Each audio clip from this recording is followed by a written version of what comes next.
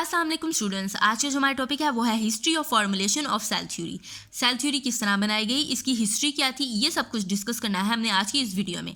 तो स्टूडेंट्स, अगर आपने मेरा ये चैनल सब्सक्राइब नहीं किया तो please like and subscribe my channel so that कि इससे नेक्स्ट टॉपिक्स की वीडियो आपको फ़ौरन मिल जाए। तो चलिए स्टार्ट करते हैं। In the history of biology ancient Greeks were the first who organised data of natural world. Biology की हिस्ट्री में एंशिएंट ग्रीक्स पहले थे जिन्होंने नेचुरल वर्ल्ड का डाटा जो था वो ऑर्गेनाइज किया।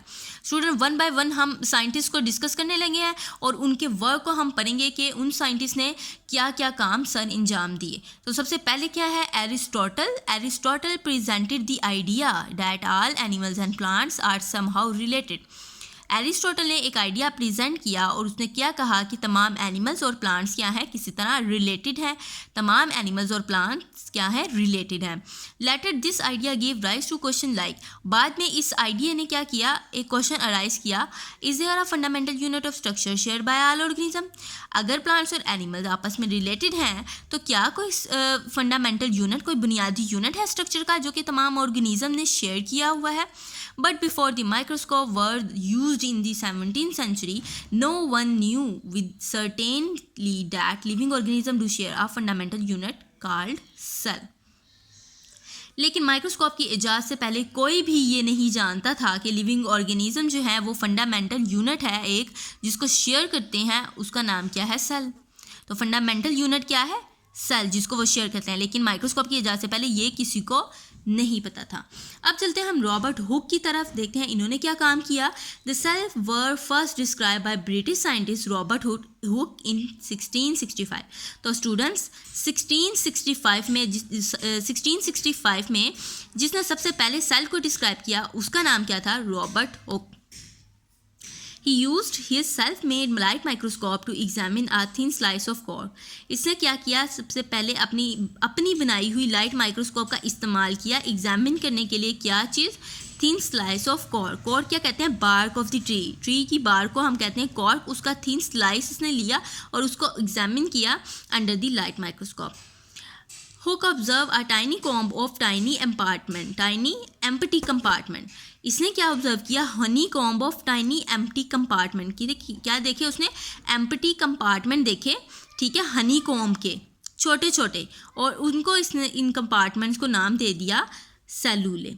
ठीक है, एम्प्टी कंपार्टमेंट्स कहते हैं खानों को, ठीक है, वो क्या थे, खाली थे और वो छोटे थे और उनको उसने नाम दे दिया सेलुले का। His term has come to us as cell. और बाद में फिर क्या हुआ, ये टर्म जो थी हमारे पास आई सेल की शक्ल में। पहले इसको क्या नाम दिया था, रॉबर्ट हुक ने सेलुले का नाम दिया था। अब हम चलते हैं एंटोनी वैन ल्यूवेनहुक के वर्क की तरफ। The first living cell were observed a few years later by the Anthony van Leeuwenhoek. He observed tiny organisms from pond water under his microscope and called them animalcules. ठीक है, सबसे पहले जो living cell को observe किया था वो किसने किया था, एंटोनी वैन लीवेनहुक ने किया था। ठीक है, टाइनी ऑर्गेनिज्म को इसने ऑब्जर्व किया था।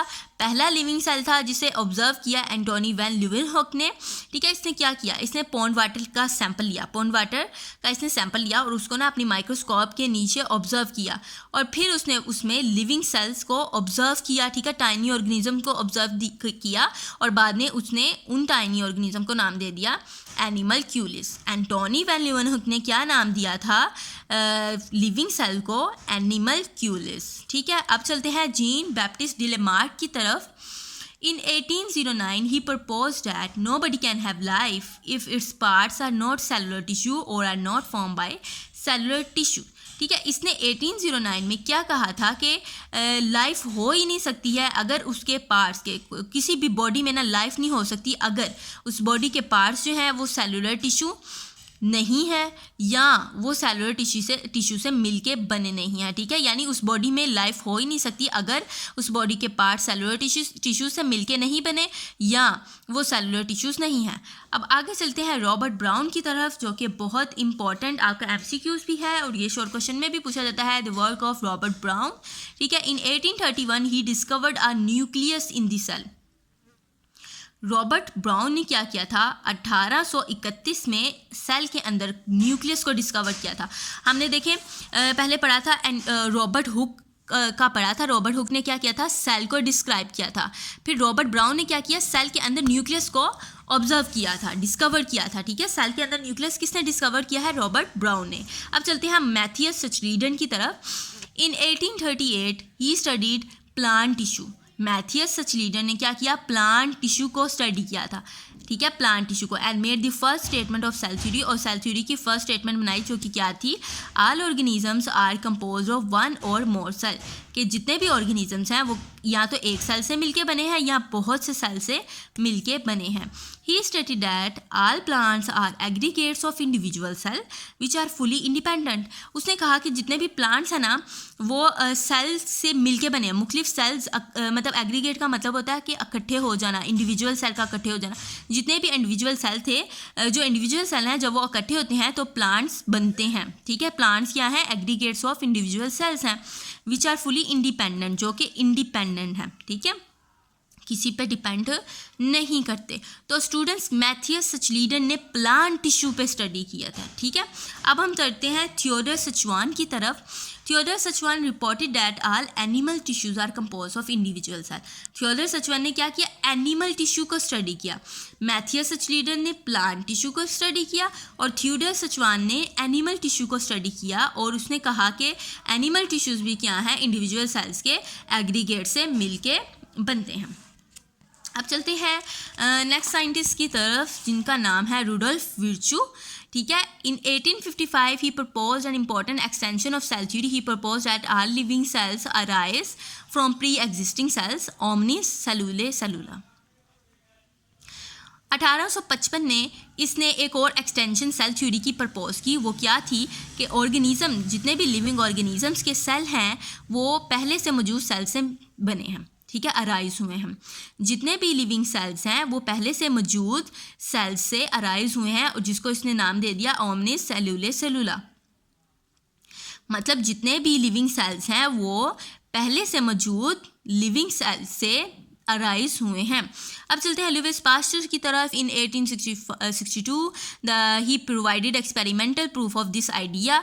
तो 1862 में इसने एक्सपेरिमेंटल प्रूफ भी दिया रुडोल्फ विर्चू के आइडिया का।